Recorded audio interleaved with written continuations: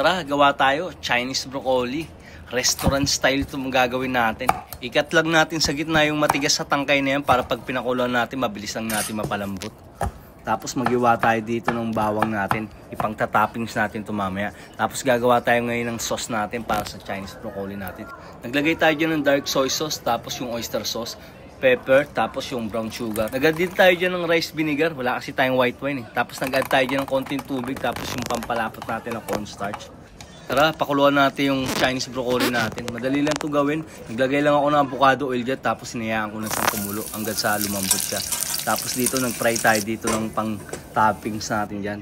Tapos sinunod ko na rin yung sauce dito na gagamitin natin sa Chinese broccoli natin.